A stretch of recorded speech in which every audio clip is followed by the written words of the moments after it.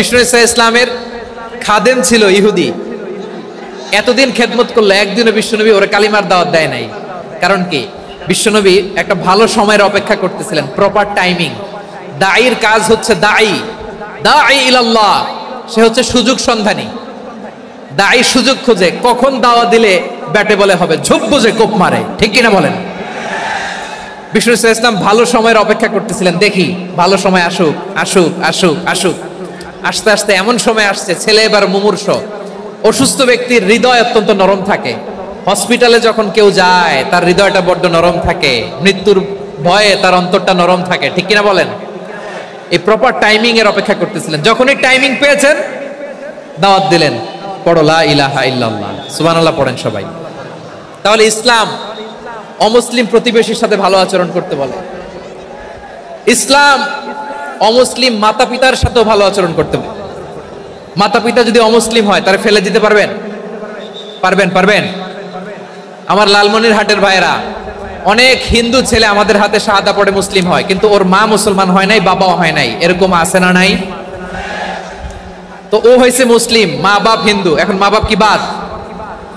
হ্যাঁ, মা বাপ বাদ দেয়া যাবে?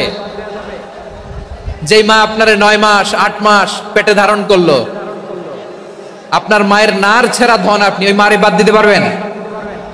যে মায়ের বুকের তাজা দুধ খেয়ে আপনি আজকে বাড়ন্ত তাজা তরতাজা, ওই মারে বাদ দেয়া যাবে?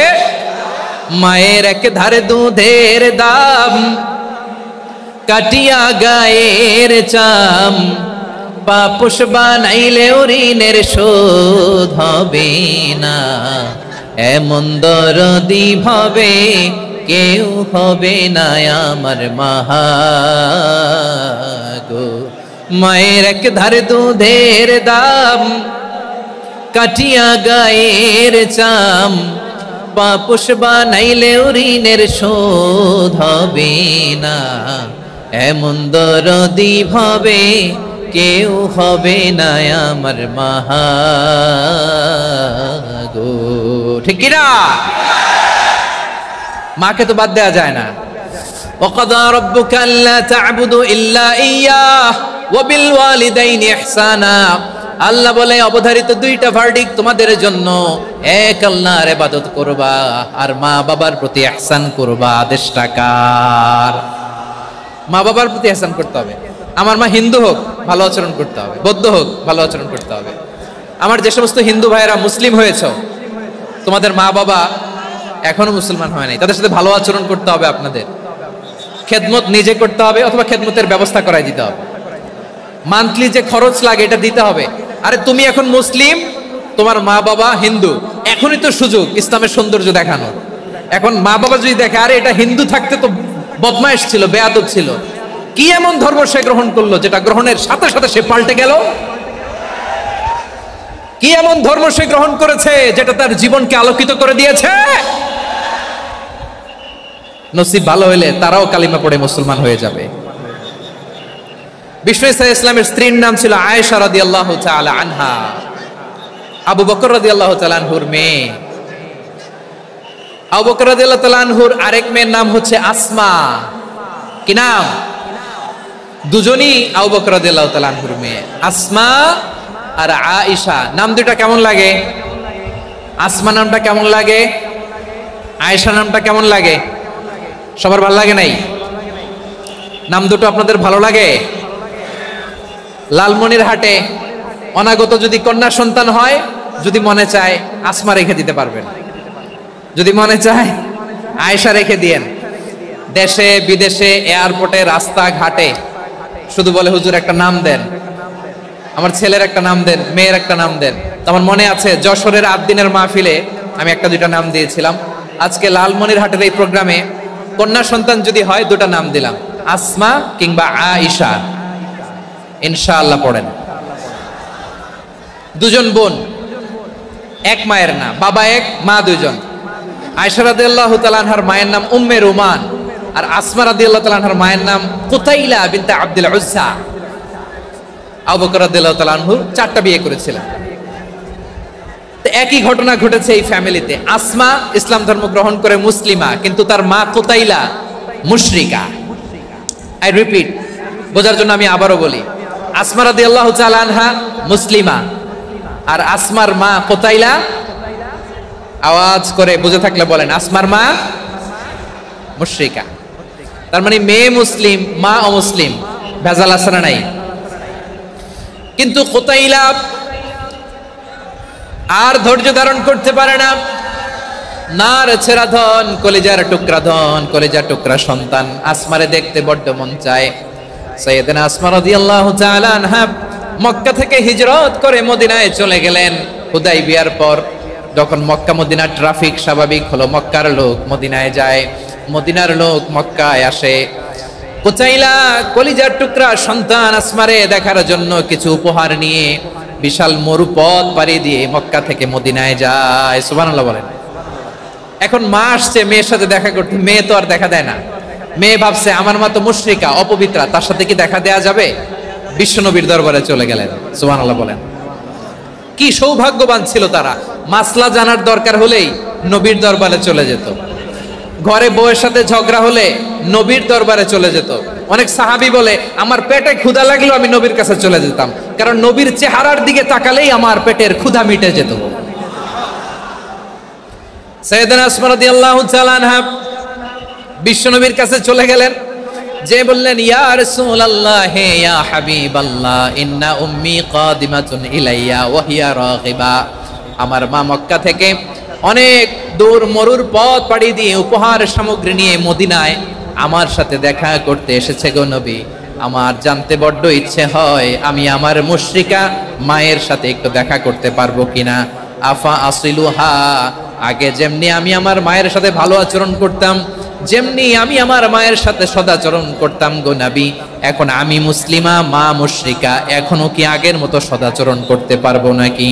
বিশ্বনবী বললেন নাম সিলিহা, হ্যাঁ রে আসমা, অবশ্যই অবশ্যই, আগে ঠিক যেমন তুমি তোমার মায়ের সাথে ভালো আচরণ করতে, এখনো তেমনি আগের মতো ভালো আচরণ করবা। আওয়াজ করে পড়েন সুবহানাল্লাহ। কি ইসলাম আমরা পেয়েছি! কত ব্রড মাইন্ডেড আমাদের ইসলাম, কত ওপেন মাইন্ডেড ইসলাম, কত ওপেন আপ করতে পারে, চিন্তা করতে পারেন। বিষ্ণু বললেন হ্যাঁ অবশ্যই, নাম সুলিহা, আগে যেমনি ভালো আচরণ করছো আসমা, এখন ওইরকমই করো, পারলে আরো বাড়ায় করো। সুবহানাল্লাহ বলেন। তাহলে আমার যে হিন্দু ভাইয়েরা, হিন্দু বোনেরা, ইমানের বদৌলতে দৌলতে আপনি ধন্য হয়েছেন, আপনার আম্মা আব্বা এখনো মুসলমান হয় নাই, তাদের জন্য দোয়া করেন, তাদের জন্য দোয়া করেন, আল্লাহ যেন তাদেরকেও ইমানের দৌলত দান করে। আমরা সবাই পড়ি আমিন, আরো জোরে পড়েন আমিন। এখন বলেন ইসলাম কি ন্যারো মাইন্ডেড রিলিজিয়ান না ব্রড মাইন্ডেড? লালমনিরহাটের যুবক ভাইরা আওয়াজ করো, ইসলাম কি ন্যারো মাইন্ডেড না ব্রড মাইন্ডেড? কতটা ব্রড মাইন্ডেড দেখেন। বিশ্বনবী সাল্লাল্লাহু আলাইহি সাল্লাম অমুসলিমরা যদি নবীকে উপহার দিত, ওই উপহারও বিশ্বনবী গ্রহণ করতেন। সুবহানাল্লাহ পড়েন। আপনার অমুসলিম বন্ধু যদি উপহার দেয় সেটাও আপনি নিতে পারবেন, যেটা নেওয়া জায়েজ। কিন্তু আপনার বন্ধু যদি আপনার মদের বোতল দেয়, নিতে পারবেন? হ্যাঁ, মদের বোতল দিলে পারবেন না। আপনার বন্ধু যদি আপনার পর্ক দেয়, পর্ক, শুকরের গোশত মিশ্রিত কোনো খাবার, ওটা নিতে পারবেন না। হালাল যে কোনো জিনিস নিতে পারবেন। বিশ্বনবী সাল্লাল্লাহু আলাইহি ওয়াসাল্লাম অমুসলিমদের দেয়া হাদিয়া গ্রহণ করতেন। কেমন নবী ছিলেন, আমার নবীরে চিনে নেন, আমার নবীর অ্যাটিটিউড জেনে নেন। বিশ্বনবী সাল্লাল্লাহু আলাইহি ওয়াসাল্লাম যখন কোনো জনপদে যেতেন, তিনটা অপশন নিয়ে যেতেন। প্রিয় ভাইয়ের আওয়াজ করে বলতে হবে, কোন জনপদে গেলে আমার নবীর অপশন থাকতো কয়টা?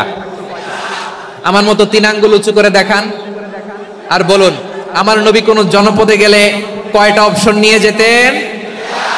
1 নম্বর অপশন আসলিম তাসলাম। নতুন এলাকায় গেলে বলতেন আসলিম তাসলাম, ইসলাম ধর্ম গ্রহণ করো, শান্তিতে থাকবা, আমার ভাই হয়ে যাবে, আমরা ভাই ভাই, ইসলাম মানো, আমরা ভাই ভাই। অপশন নাম্বার কত? 1। যদি বলে না ইসলাম মানবো না, ওকে, অপশন নাম্বার 2, মুসলিম হওয়ার দরকার নাই, লা ইকরাহা ফিদ্দিন, ইসলামে কোনো বাড়াবাড়ি নাই। খ্রিস্টান আছো থাকো, বৌদ্ধ আছো থাকো, ইহুদি থাকতে চাও থাকো, কিন্তু আমরা যেহেতু রিজিওনাল সুপার পাওয়ার, আমাদের আন্ডারে থাকো, ট্যাক্স দিয়া থাকো, এটার বলে জিজিয়া। আলেম যারা আছেন বুঝবেন, এটার আরবিতে কি বলে? জিজিয়া। You pay us the tax, we will give you the security. তোমরা ট্যাক্স দিবা, আমরা সিকিউরিটি দিব। আমাদের আওতায় থাকবা, কেউ তোমাদেরকে আক্রমণ করতে পারবে না, আমরা নিরাপত্তা দিব। সুবহানাল্লাহ বলেন। এটা অপশন নাম্বার কত? আচ্ছা বুঝে থাকলে বলেন, 1 নাম্বার অপশন কি ছিল? ইসলাম। ইসলাম মানো শান্তিতে থাকবা, ভাই ভাই, আমরা ভাই ভাই। অপশন নাম্বার 2, ট্যাক্স দাও, আমরা নিরাপত্তা দিব, মুসলিম হওয়া লাগবে না। এখন 1 নাম্বারও মানে না, 2 নাম্বারও মানে না, মুসলিম হবো না, ভালো খ্রিস্টান থাকো, ট্যাক্স দাও, আমরা সিকিউরিটি দিব না, এইটাও মানি না। বিষ্ণু বলেন তাহলে তলোয়ার আমাদের আর তোমাদের মাঝে ফয়সালা করবে, মুসলিমও হবো না, ট্যাক্স দিবা, নিরাপত্তা দিব, আমরা সুপার পাওয়ার, আমাদের আন্ডারে থাকবে, এইটাও না। তাহলে তোমাদেরকে তো আমরা বিশ্বাস করতে পারি না, কখন না কখন বিশ্বাসঘাতকতা করো, কার সাথে মিলে হাত মিলাও, তলোয়ার আমাদের মাঝে ফয়সালা করবে। তখন তিনি জেহাদের সশস্ত্র সংগ্রামের ঘোষণা দিতেন। সুবহানাল্লাহ পড়েন। দেখেন পশ্চিমারা জেহাদকে এইভাবে চিত্রায়িত করে না, ওরা জেহাদ বলতে বোঝায় তলোয়ার, হাত কাটো, গলা কাটো না, জেহাদ সশস্ত্র সংগ্রাম 3 নম্বরে। অধিকাংশ ক্ষেত্রেই বিশ্বনবীর সুন্দর আচরণ দেখে, আরে আমার নবীর যে নুরানি চেহারা, অনেকে তো কেবল সিরেফ চেহারাটা দেখেই কালিমা পড়ে মুসলমান হয়ে গিয়েছে। যারা মুসলিম হয় নাই তারা তাদের ইসলামেই বলবৎ ছিল, ট্যাক্স দিয়ে ইসলামের আন্ডারে ছিল। যারা এটাও মানে নাই ওইটাও মানে নাই, তাদের বিরুদ্ধে জেহাদ। বিষ্ণু ইসলাম 7ম হিজরিতে যখন খায়বার বিজয়ের পরে ইসলাম রিজিওনাল সুপার পাওয়ার হিসেবে আত্মপ্রকাশ করলো, বিশ্বনবী চিঠি লিখলেন অন্যান্য সুপার পাওয়ারের কাছে, রাষ্ট্রীয় চিঠি লেখে এক রাষ্ট্রপ্রধান আরেক রাষ্ট্রপ্রধানের কাছে, ঠিক কিনা বলেন? জানেন না আপনারা? এই যে 24-এর ছাত্র নাগরিক অভ্যুত্থানে, এই অভ্যুত্থান যখন শুরু হয়, আমি তখন সাউথ আফ্রিকাতে, একটা স্ট্যাটাস দিয়েছিলাম, কোটা নয় গোটা দেশ সংস্কার করা লাগবে। শুধু বাংলাদেশ নয়, সারা বিশ্বের বাংলা ভাষাভাষী লোকেরা এই আন্দোলনের সাথে সমর্থন তারা করেছে, এটাকে সাপোর্ট করেছে, তারা সমর্থন দিয়েছে। আমাদের ইউনাইটেড আরব আমিরাতের বাংলাদেশি ভাইয়েরা তারা সেখানে রাস্তায় নেমে এসেছিল, জানেন? ওইখানে ডেমনস্ট্রেশন করা যায় না, সেখানকার সরকার তাদেরকে যাবজ্জীবন দিয়েছিল। তখন আমাদের এই যে প্রধান উপদেষ্টা ডক্টর মোহাম্মদ ইউনূস সরাসরি G2G বলে, এটারে G2G, government to government, G2G, উনি চিঠি লিখলেন যে তাদেরকে, ইউর হাইনেস, হে সম্মানিত আমির, আপনি আমার এই চিঠির কারণে আমার সম্মানে এই 53 জন বাংলাদেশিকে মাফ করে দেন। এই চিঠির বদৌলতে বেকসুর খালাস পেয়ে গিয়েছিল আমাদের ভাইরা, জানেন না এই ঘটনা আপনারা? তাহলে গভর্নমেন্ট টু গভর্নমেন্ট চিঠি দেওয়া হয়। 7ম হিজরিতে বিষ্ণু ইসলাম সব সুপার পাওয়ারের কাছে চিঠি দিলেন, রোমান সম্রাটের কাছে, পারস্য অধিপতির কাছে, মিশরের অধিপতির কাছে, সবার কাছে চিঠি লিখলেন।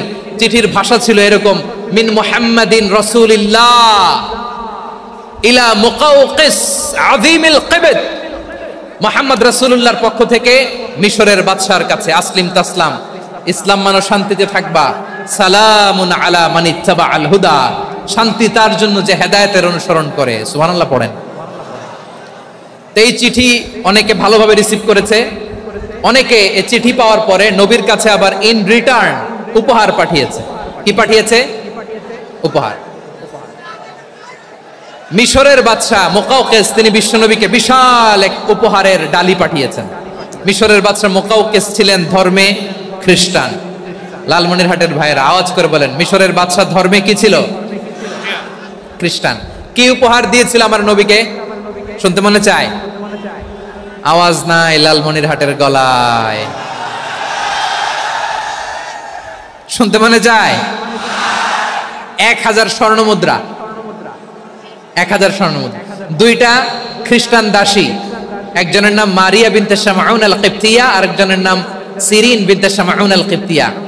একজন খ্রিস্টান দাস 20 থান কাপড় জামা বানানোর জন্য, আমরা নবী যেন সেলাই করে জামা বানাতে পারে এজন্য 20 থান কাপড়, 20 থান ফাইন গার্মেন্ট, সুবহানাল্লাহ পড়বেন না? এরপরে একটা গাধা যেটার নাম ছিল উফাইর, আর একটা খচ্চর, এটার নাম ছিল দুলদুল। খচ্চর চিনেন? গাধা আর ঘোড়ার ক্রসিং এ যে প্রাণীটা দুনিয়াতে আসে ওটার খচ্চর বলে। তো এই যে সুপার পাওয়ার খ্রিস্টান বাদশার কাছে নবী চিঠি লিখলেন, ওই খ্রিস্টান বাদশা আমার নবীকে উপহার দিল, বিশ্বনবী এই উপহারগুলো সানন্দে গ্রহণ করেছে। সুবহানাল্লাহ পড়বেন না? তাহলে অমুসলিম কেউ যদি আপনাকে উপহার দেয়, হালাল উপহার হলে আপনি গ্রহণ করতে পারবেন। অনুরূপভাবে পারস্যের বাদশাহ, রোম সম্রাট বিশ্বনবীকে উপহার পাঠিয়েছেন। আমার নবী সবগুলো উপহার, গিফট গ্রহণ করেছেন। সুবহানাল্লাহ বলেন। তাহলে প্রিয় লালমনিরহাট, আওয়াজ করে বলুন, ইসলাম কি ন্যারো মাইন্ডেড রিলিজিয়ন না ব্রড মাইন্ডেড? আম্মাজান আয়েশার কাছে মাসালা জানতে চায় মেয়েরা, হে আম্মাজান, অগ্নি উপাসকেরা তাদের ঈদের দিন নওরোজের সময় আমাদেরকে পাখি দেয়, নেওয়া যাবে? উনি বললেন, ওরা জবাই করে দিলে নেওয়া যাবে না, কিন্তু ওরা যদি ফলমূল এরকম খাবার দেয় এগুলো নেওয়া যাবে। তার মানে অমুসলিমদের দেয়া উপহার এটা গ্রহণ করা যায়। সুবহানাল্লাহ বলেন। শুধু তাই নয়, বিষ্ণু ঈসা ইসলাম অমুসলিমদের সাথে আর্থিক লেনদেনও করেছেন, ফিনান্সিয়াল ডিলিং করেছেন। অমুসলিমদের সাথে প্রয়োজনে আপনি ফিনান্সিয়াল ডিলিং করতে পারবেন। আমরা প্রায় দেখি বাজারের মিষ্টির দোকানগুলো আমার হিন্দু ভাইদের। লালমনিরহাটে মিষ্টির দোকান, দইয়ের দোকান কারা চালায়? হিন্দুরা চালায় না? তারপরে যে বারবার শপ, চুল কাটে যে নাপিত, অধিকাংশ নাপিতের দোকানে কারা? আমার হিন্দু ভাইরা। তা আপনি চুল কাটতে পারবেন কিনা? পারবেন কিনা বলেন? পারবেন। তার দোকান থেকে দই মিষ্টি কিনতে পারবেন কিনা? হ্যাঁ, আমার মুসলিম ভাইয়ের দোকান থাকলে ওইটারে আমি বেশি প্রায়োরিটি দিব, ঠিক কিনা? কিন্তু যদি তাদের সার্ভিস নিতে চান, প্রোডাক্ট নিতে চান, পারবেন। তার দলিল সহিহ বুখারী, আম্মা জান আয়েশা রাদিয়াল্লাহু তাআলা আনহা বলেন, ইশতারা রাসূলুল্লাহ সাল্লাল্লাহু আলাইহি ওয়াসাল্লাম মিন ইয়াহুদিয়িন তুআমান ওয়া রাহানাহু দিরআহু মিন হাদিদ। রাসূল সাল্লাল্লাহু আলাইহি ওয়াসাল্লাম এক ইহুদির কাছ থেকে, কার কাছ থেকে? সবাই বলে নাই, কার কাছ থেকে? আমার নবী, পেয়ারা নবী এক ইহুদির কাছ থেকে জব কিনেছিল, জব, বার্লি, যেটা দিয়ে রুটি বানায়।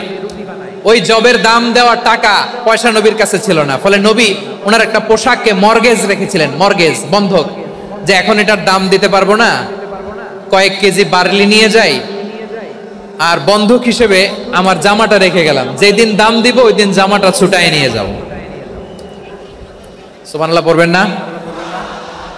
বাকিতে নিছিলেন, বাকিতে।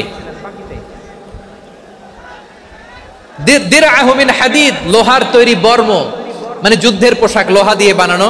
বিশ্বনবী বললেন, কয়েক কেজি জব দাও, টাকাটা পরে দিব, এখন টাকা নাই, বন্ধক হিসেবে, মর্গেজ হিসেবে আমার জামা রেখে গেলাম, যখন টাকা দিব জামা ছুটায় নিব। আওয়াজ করে বলতে হবে সুবহানাল্লাহ। এ থেকে বোঝা গেল অমুসলিমদের সাথে ফিনান্সিয়াল ডিলিং করা যায়, অর্থনৈতিক লেনদেন করা যায়, কেনাবেচা করা যায়, প্রোডাক্ট কেনা যায়। এমনকি আমাদের মসজিদে নববীতে বারান্দায় আপনারা একটা অটোমেটিক ফ্লাইং আমব্রেলা দেখছেন? সূর্য যখন বাড়ে মসজিদে নববীর বারান্দায় ইয়ার্ডের মধ্যে অটোমেটিক্যালি কিছু আমব্রেলা আছে, শাঁ করে খুলে যায়, আর সূর্যের তাপ লাগে না। আবার সন্ধ্যাবেলায় এই আমব্রেলাগুলো ওরা ক্লোজ করে ফেলে, দেখেন নাই না? দেখছেন? এই মসজিদে নববীকে সর্বোচ্চ উন্নত মানের কনস্ট্রাকশন ইনফ্রাস্ট্রাকচার ডেভেলপ করার জন্য কর্তৃপক্ষ কিছু অমুসলিম ইঞ্জিনিয়ারের, ডিজাইনারের সহায়তা নিয়েছিল। সুবহানাল্লাহ বলেন। কোন দলিলের ভিত্তিতে? এই দলিলের ভিত্তিতে যে বিষ্ণু ঈসা ইসলাম অমুসলিমদের সাথেও লেনদেন করেছেন। আওয়াজ করে বলতে হবে আল্লাহু আকবার। শুধু তাই নয়, ইন কেস অফ ইমার্জেন্সি, প্রয়োজনে ইসলামের খাতিরে, ইসলামকে সামনের দিকে এগিয়ে নিয়ে যাওয়ার জন্য অমুসলিমদের সাপোর্ট নেওয়া জায়েজ আছে। সুবহানাল্লাহ বলেন। অমুসলিমদের সাপোর্ট নেয়া, তাদের থেকে অর্থ নেয়া, পলিটিক্যাল সাপোর্ট, পলিটিক্যাল অ্যাসাইলাম নেওয়া জায়েজ আছে।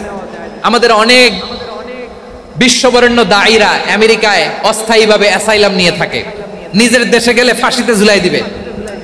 যুগ যুগ ধরে দায়ীদের উপরে এরকম অত্যাচার আর নির্যাতন আছে না নাই? মিশরের অনেক দায়ীরা পাশ্চাত্যে যেয়ে থাকে, এই যে তারা পলিটিক্যাল অ্যাসাইলাম নিয়ে থাকে, রাজনৈতিক আশ্রয়, এটা জায়েজ আছে না? এটা যে জায়েজ আছে তার প্রমাণ স্বয়ং বিশ্বনবী সাল্লাল্লাহু আলাইহি ওয়াসাল্লাম পলিটিক্যাল সাপোর্ট নিয়েছিলেন অমুসলিমদের কাছ থেকে। সুবহানাল্লাহ বলেন। খুব মজাদার একটা ঘটনা শুনবেন, আপনাদের আগ্রহ দেখতে পেলেন, হৃদয়টা ভেঙে খান খান। যিনি ঘরের ভেতরে বিশ্বনবীকে সান্ত্বনা দিতেন, ভালোবাসা দিতেন, বাইরে গেলে কুরাইশরা বকাঝকা করে, অত্যাচার করে, কিন্তু আম্মা জান খাদিজা রাদিয়াল্লাহু তাআলা আনহা ঘরটারে এমন শান্তির নীর বানায় রেখেছেন, এই ঘরের ভিতরে ঢুকলে বিশ্বনবীর কলিজাটা ঠান্ডা হয়ে যেত। এজন্য রব্বুল আলামিন বলেন, খাদিজা, ও আমার বান্দি খাদিজা, জান্নাতে এমন স্পেশাল একটা ঘর আমি তোমার জন্য রেডি করে রেখেছি। ওই ঘরের মধ্যে কোনো আওয়াজ নাই, ওই ঘরের মধ্যে কোনো নয়েজ নাই, ওই ঘরে কোনো বিশৃঙ্খলা নাই।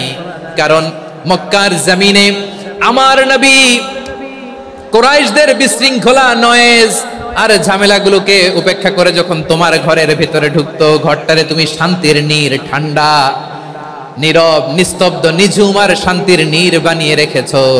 এজন্য জান্নাতে স্পেশাল একটা শান্তির নীর আমি তোমারে উপহার দেব। ওই প্রিয়তমা স্ত্রী খাদিজা ইন্তেকাল করলেন, বিশ্বনবীর হৃদয় ভেঙে খান খান। আবার ওনার চাচা আবু তালেব ইন্তেকাল করলেন, যিনি পলিটিক্যাল শেল্টার দিতেন নবীকে। কে দিতেন? আবু তালেবের ভয়ে, বিশ্বনবীর এই চাচার ভয়ে কোনো মুশরিক নবীর গায়ে হাত দেওয়ার সাহস পায় নাই। এখন স্ত্রীও নাই, চাচাও নাই, নবীকে আশ্রয় দেওয়ার কেউ নাই। নবীর চারদিকে অন্ধকার। নবী এখন কই যাবেন? আমার পেয়ারা নবী নতুন স্টেশন খুঁজতেছেন, নতুন দাওয়াতি প্ল্যাটফর্ম খুঁজতেছেন। তিনি যায়েদ বিন হারেসা রাদিয়াল্লাহু তাআলা আনহুকে নিয়ে মক্কার পাশের একটা নেইবরিং সিটি তায়েফে চলে গেলেন। কোথায় চলে গেলেন? লালমনিরহাটের ভাইয়ের আওয়াজ করে বলেন, কোথায় গেলেন? তায়েফে চলে গেলেন দিনের দাওয়াত দেওয়ার জন্য। কি দেওয়ার জন্য? নাকি জমি কিনতে গেছিলেন? জমি কিনতে, দুনিয়ার যশ খ্যাতির জন্য, নিজের কোনো লাভের জন্য? তায়েফবাসীদেরকে জাহান্নামের আগুন থেকে বাঁচানোর জন্য। আওয়াজ করে বলতে হবে, ঠিক কি না? বিশ্বনবী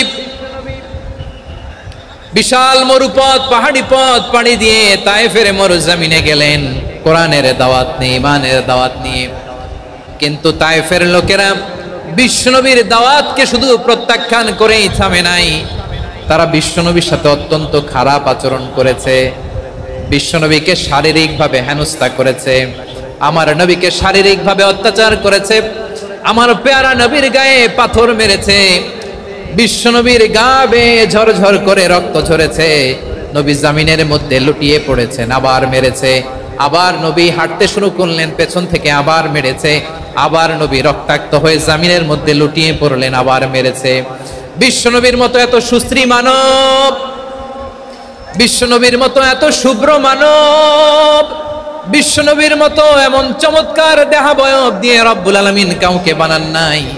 এরকম চমৎকার মানুষটাকে তারা তায়েফের ওই জমিনে রক্তাক্ত করেছে। বিশ্বনবী দুনিয়ার কোনো স্বার্থের জন্য সেখানে যান নাই, নিজের কোনো লাভের জন্য, প্রাপ্তির জন্য যান নাই, তায়েফবাসীদের জাহান্নামের আগুন থেকে বাঁচাতে গিয়েছেন। ঠিক কিনা বলেন?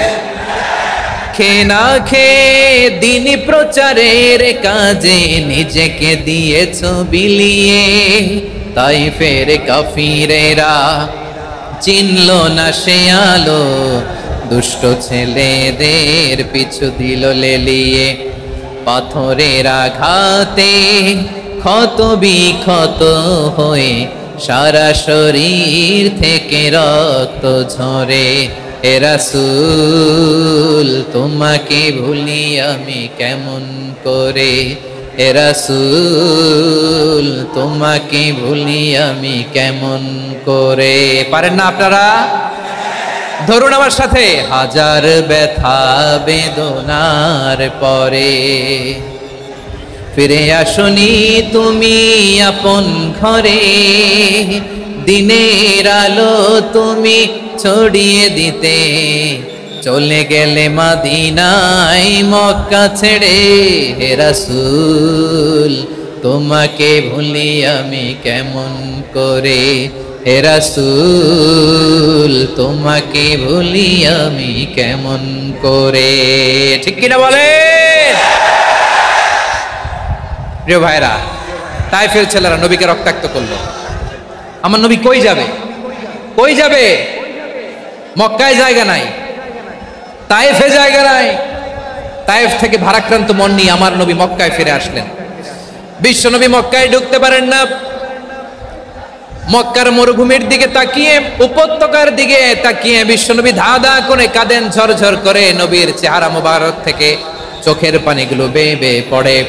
আমার জন্মস্থান, আমার শৈশব, কৈশোর, যৌবন কেটেছে এই মক্কায়, আমার এলাকায় আমি ঢুকতে পারি না। বিশ্বনবী মক্কার অনতি দূরে দাঁড়িয়ে জায়েদকে পাঠালেন, জায়েদ যাও দেখো কেউ আমাকে সাপোর্ট করার মতো আছে কিনা, যাও অমুকের কাছে যাও।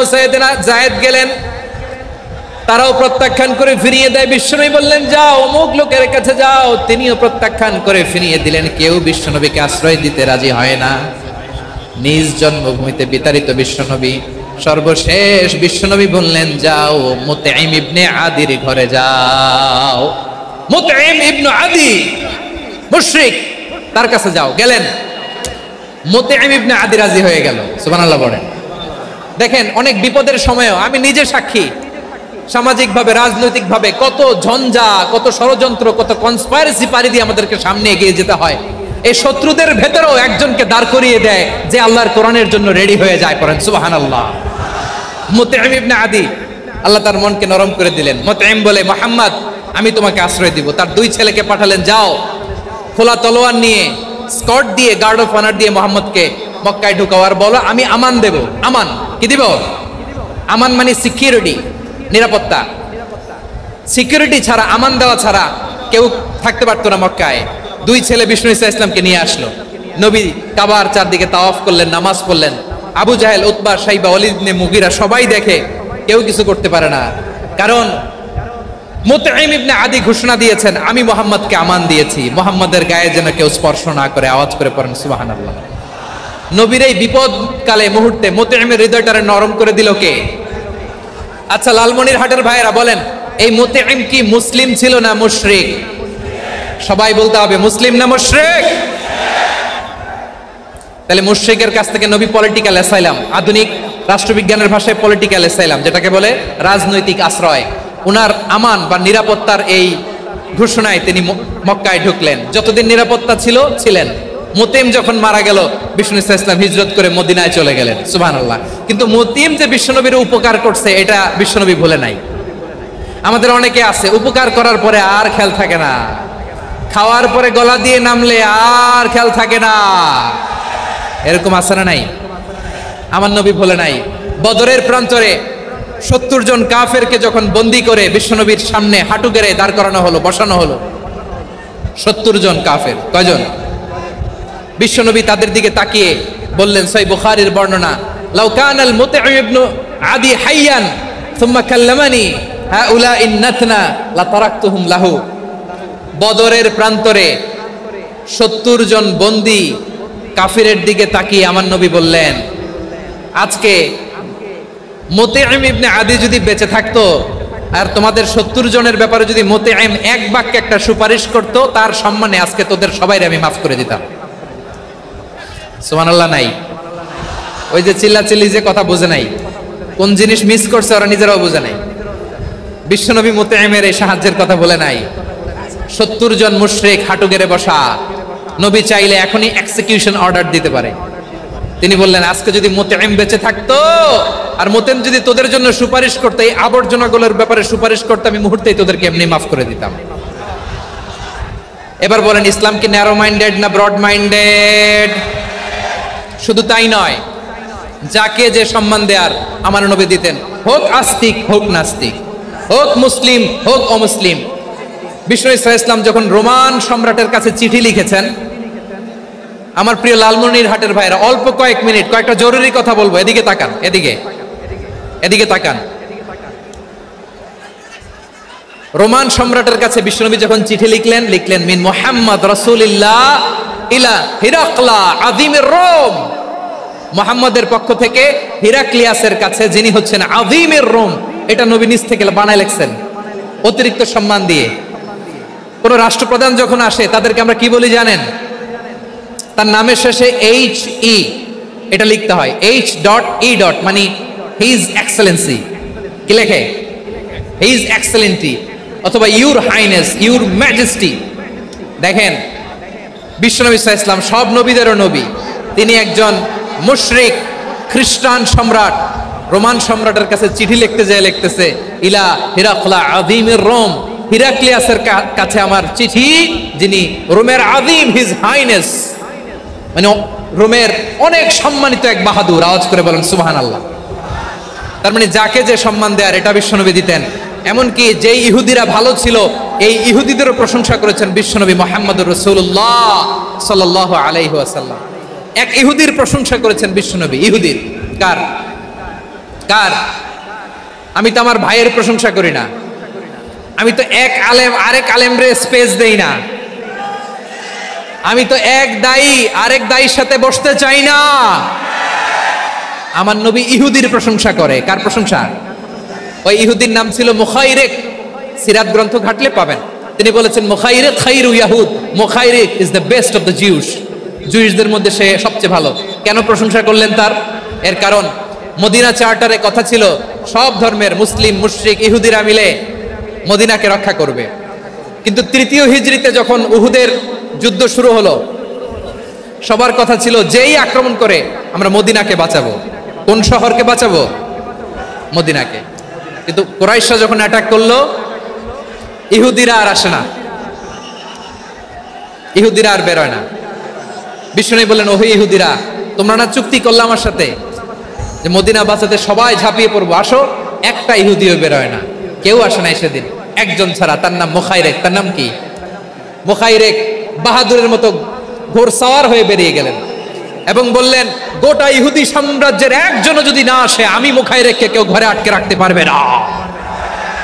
বেরিয়ে আসলেন, এসে বললেন, আমি মুহাম্মদের পক্ষে যুদ্ধ করব। আমি মারা গেলে আমার সম্পদ আমার উত্তরাধিকারীরা পাবে না, আমার সম্পদ তোমরা মুহাম্মদকে দিয়ে দিবা। সুবহানাল্লাহ বলেন। উহুদের ময়দানে 70 জন মুসলমান শহীদ হলো। এই ইহুদি সেও মুসলমানের পক্ষে যুদ্ধ করে নিহত হলো। সুবহানাল্লাহ বলেন। মুসলিমদের লাশ যখন নিয়ে আসা হলো, এই মুখাইরিকের লাশও নিয়ে আসা হলো। মুসলিমদের লাশের পাশে মুখাইরিকের লাশ দেখে বিশ্বনবী মুখাইরিকের প্রতি অনেক খুশি হলেন। আর বিশ্বনবী খুশি হয়ে বললেন, মুখাইরিক খায়রু ইয়াহুদ, মুখাইরিক যদিও তুমি ইহুদি, তারপরে তুমি সব ইহুদিদের মধ্যে সেরা ইহুদি। পড়েন সুবহানাল্লাহ। আমার নবী ইহুদিকেও সম্মান দিতে কার্পণ্য করে নাই। আওয়াজ করে বলেন আল্লাহু আকবার। প্রিয় ভাইরা, এবার সর্বশেষ আওয়াজ করে বলেন, ইসলাম কি ন্যারো মাইন্ডেড নাকি ব্রড মাইন্ডেড? সবাই বলেন, ন্যারো মাইন্ডেড না ব্রড মাইন্ডেড? এজন্য অমুসলিম হইলেই তারা আমাদের শত্রু নয়। শত্রু কারা? এই লালমনিরহাটের ভাইরা শোনেন, শত্রু কারা? যে সমস্ত অমুসলিম আমাদেরকে নিশ্চিহ্ন করে দিতে চায়, যে সমস্ত অমুসলিম আমাদের ভূখণ্ড থেকে আমাদেরকে তাড়িয়ে দিতে চায়, যে সমস্ত অমুসলিম আমার ধর্ম নিয়ে তুচ্ছতাচ্ছিল্য করে চিল্লায় বলেন ঠিক কিনা, তারা আমাদের শত্রু। সাধারণ অমুসলিমরা আমার শত্রু নয়। এই যে হিন্দুরা থাকে, এরা আমার ভাই, বৌদ্ধরা আমার ভাই, খ্রিস্টানরা আমার ভাই, ইহুদিরা আমার ভাই। তারা দিনই ভাই নয়, তারা মায়ের পেটের ভাই নয়, তারা মানবিক দিক থেকে ভাই। ও মানুষ, আমিও মানুষ। ইসলাম মানুষকে সম্মান করে, চিল্লায় বলো ঠিক কিনা। যারা আমাদের অস্তিত্বকে নিশ্চিহ্ন করতে চায়, যারা আমাদের ভূখণ্ডকে দখল করতে চায়, যারা আমাদেরকে নিয়ে মকারি করে, ফান করে, টিটকারি করে, আমার ধর্ম নিয়ে খেলা করে, তাচ্ছিল্য করে, ওদের বিরুদ্ধে আমাদের জিহাদ। সাধারণ মুসলিম আমাদের শত্রু নয়। আপনি জানেন নিউ ইয়র্কে, আমি তো নিউ ইয়র্কে ছিলাম অনেকদিন, ওখানে ফিলিস্তিনিদের পক্ষে যখন আমরা মিছিল করেছি, অনেক ইহুদি আমাদের সাথে মিছিলে দাঁড়িয়েছে। কারণ ওরাও জানে এই ভূখণ্ড ফিলিস্তিনিদের ভূখণ্ড। আওয়াজ করে বলো লালমনিরহাট ঠিক কিনা। ইসরায়েলের রাজধানী খোদ তেল আবিবে অনেক ইহুদিরা বেঞ্জামিন নেতানিয়াহু তার বিরুদ্ধে মিছিল করেছে। তো তারা কি আমাদের শত্রু? না। অনেক খ্রিস্টান আমাদের সাথে আমাদের স্বার্থ রক্ষায় আমাদের পাশে দাঁড়িয়েছে। খেয়াল রাখবেন, হিন্দু আর হিন্দুত্ববাদ এক নয়, ইহুদি ধর্ম আর জায়নিজম এক নয়। জায়নিজমের বিরুদ্ধে আমাদের সংগ্রাম, আমাদের জেহাদ, চিল্লায় বলেন ঠিক কিনা। এই যে ফিলিস্তিনের ভাইরা, তারা তাদের স্বাধীনতা সংগ্রামের জন্য লড়াই করছে, করে যাচ্ছে, আমরা এটাকে সমর্থন জানাই, চিল্লায় বলো ঠিক কিনা। কাশ্মীরের ভাইরা স্বাধীনতার জন্য সংগ্রাম করছে, আমরা সেই সংগ্রামকে সমর্থন জানাই, আওয়াজ করে বলো ঠিক কিনা। যারাই আমাদের ইসলামকে নিশ্চিহ্ন করতে চায়, তাদের বিরুদ্ধে আমাদের সংগ্রাম, আওয়াজ করে বলতে হবে ঠিক কিনা। ওই সমস্ত দুর্বৃত্তদের সাথে আমাদের কোনো সম্পর্ক নাই। আমরা যদি ঐক্যবদ্ধ থাকতে পারি, ওই দুর্বৃত্তরা চান্স পাবে না। আমরা ঐক্যবদ্ধ থাকতে রাজি আছি। লালমনিরহাটের ভাইয়েরা, আমরা ঐক্যবদ্ধ থাকলে ওই দুর্বৃত্তদের কালো হাত ভেঙে দিতে আমাদের সময় লাগবে না। তাদের কালো হাত ভেঙে দিতে রাজি আছো মুসলমান? কারা কারা রাজি? দু হাত তুলে দেখাও।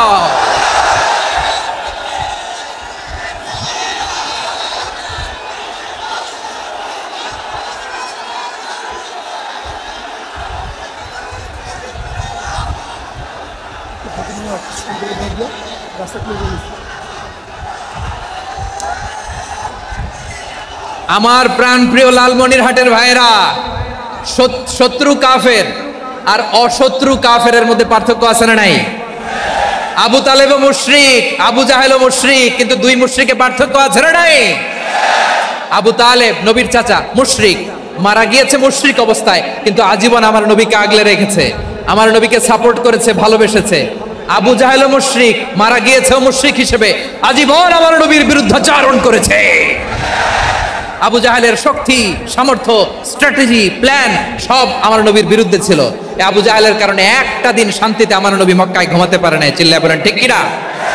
এজন্য রব্বুল আলামিন বলেন, লা ইয়ানহাকুমুল্লাহু আনিল্লাযীনা লাম ইউকাতিলুকুম ফিদ-দীন ওয়া লাম ইখরিজুকুম মিন দিয়ারিকুম আন তাবাররুহুম ওয়া তুকসিতু ইলাইহিম ইন্নাল্লাহা ইউহিব্বুল মুকসিতিন।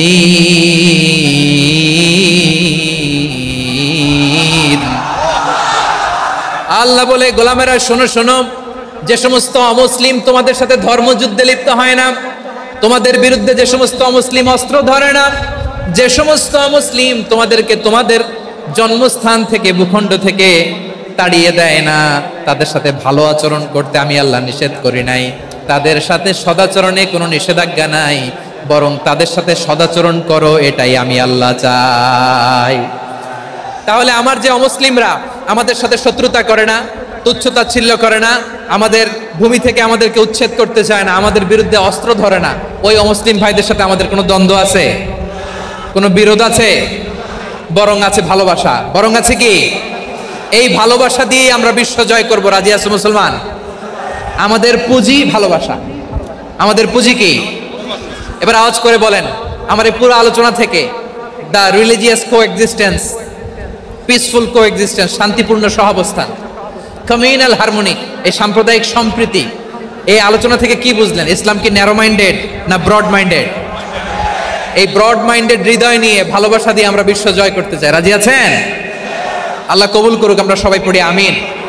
লালমনিরহাটের জেলা স্টেডিয়ামে আমার প্রিয় মায়েরা, বোনেরা, আপনাদের জন্য একটা হাদিস বলে শেষ করব। বিশ্বনবী বলেন, আমার মায়েরা খেয়াল করে শুনুন, বিশ্বনবী আপনাদের উদ্দেশ্য করে বলেন, আল মারআতু ইযা সাল্লাত খামসাহা ওয়া সামাত শাহরাহা হাফিজাত ফুরুজাহা আতাআত বা'লাহা ফালতাদখুল মিন আইয়ি আবওয়াবিল জান্নাতি শাআত। বিশ্বনবী বলেন, ও রমণীরা, ও নারীরা, যে সমস্ত নারী এই চারটা কাজ করবে, এই চারটা কাজের গ্যারান্টি দিবে, তাদেরকে জান্নাতের 8টা দরজার গ্যারান্টি দেয়া হবে। কি চারটা কাজ? 1 নাম্বার, আল মারআতু ইযা সাল্লাত খামসাহা, যে নারী 5 ওয়াক্ত নামাজ পড়ে। কি করে? জেলা স্টেডিয়ামে অবস্থানরত আমার নারীরা, বোনেরা, বিশ্বনবী আপনাদেরকে 4টা কাজের কথা বলেছেন, খুব বেশি না। 4টা করলে 8 জান্নাতের দরজা সব খোলা। কোনটা দিয়ে যাবেন? যেটা দিয়ে মনে চায়। 1 নাম্বার 5 ওয়াক্ত নামাজ। আমার বোনেরা জোহরের নামাজ পড়তে পড়তে এটা আসরে নিয়ে যায়, আসর পড়তে পড়তে এটা মাগরিবে নিয়ে যায়। এরকম আসরা নাই? লালমনিরহাটে হয়তো নাই। আমার বোনেরা এটা করবেন না। ইন্নাস সালাতা কানাত আলাল মুমিনিনা কিতাবাম মাওকুতা, সময় মতো পড়বেন। সামাত শাহরা, রমাদানের রোজাগুলো রাখবেন। হাফিজাত ফুরুজাহা, যে নারী তার চরিত্রকে হেফাজত করে, তার প্রাইভেট হেফাজত করে, তার লজ্জাস্থান হেফাজত করে। ও মায়েরা, আপনার এই গর্ভ যে কত দামি আপনি জানেন না। আপনার এই গর্ভ থেকে জন্মাবে আগামীর সালাহুদ্দিন আল আইয়ুবী। আপনার গর্ভ থেকেই জন্মাবে ইমাম আল মাহদি আল মুনতাযার। আপনার পেট থেকে জন্মাবে আবু সাইদের মতো বীর সৈনিক। আপনার পেট থেকে জন্মাবে মুগ্ধের মতো বীর মুজাহিদ। আপনি জানেন না কে আসবে আপনার পেট থেকে। সময়টাকে কাজে লাগান, ইসলামকে বুঝেন, মানেন, আমাদের ইসলামিক লেকচারগুলো শোনেন। আমরা যে বার্তাগুলো, ইনস্ট্রাকশনগুলো, দিক নির্দেশনাগুলো আপনাদের খেদমতে রাখি, এগুলো মেনে চলুন। আপনিই পারেন আপনার ঘরটাকে জান্নাতের টুকরা বানাতে। একটা family, it's a very big institution and you are the MD, the managing director of this institution. চিল্লায় বলেন ঠিক কিনা? চাইলেই পারেন ঘরটারে জান্নাতের টুকরা বানাতে। 5 ওয়াক্ত সালাত, রমাদানের রোজা, নিজের চরিত্রের হেফাজত, ও আতাআত বা'লাহা, স্বামীর আনুগত্য। এটাতে অনেকে ভুল করে থাকে। হায় রে আমার বোনেরা, স্বামীর আনুগত্যকে এটা নিজের অপমান মনে করবেন না। আপনার স্বামী আপনার সবচেয়ে বড় গার্ডিয়ান। তিনি আপনার সবচেয়ে ভালো চায়। নারী কখনো গার্ডিয়ানশিপের বাইরে থাকতে পারে না। হয় আপনি বাবার গার্ডিয়ানশিপের ভেতরে, বাপ না থাকলে ভাই আপনার গার্ডিয়ান, ভাই না থাকলে চাচা গার্ডিয়ান, বিয়ের পরে আপনার স্বামী আপনার গার্ডিয়ান। শরিয়া সম্মত স্বামীর আদেশগুলো আপনি মেনে চলবেন, কিন্তু শরিয়া বিরুদ্ধ কোনো আদেশ মানতে আপনি বাধ্য নয়। আওয়াজ করে বলুন সবাই, ঠিক কিনা? এই 4টা কাজ যদি কোনো নারী করে, বিষ্ণুনবী বলেন জান্নাতের 8টা দরজা খোলা, তোমার যেটা দিয়ে মনে চায় সেটা দিয়ে জান্নাতে তুমি এন্ট্রি নিতে পারবা। আমরা এখানে লালমনিরহাটের সোহরাওয়ার্দী ময়দানে আজকে যেমন একত্রিত হতে পারলাম, আল্লাহর জান্নাতেও যেন একত্রিত হতে পারে। আল্লাহ তুমি তৌফিক দান করো।